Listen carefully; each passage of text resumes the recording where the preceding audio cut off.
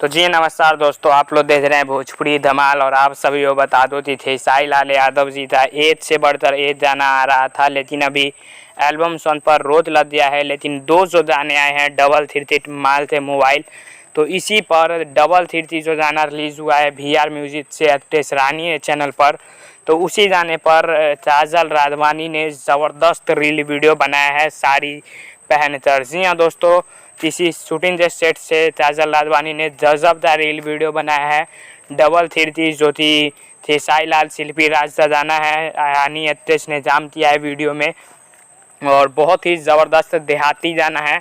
तो उसी पर देहाती अंदाज में काजल राघवानी ने खेसारी लाल से और शिल्पी राज से नए गाने पर ज़बरदस्त रील वीडियो बना दिया है।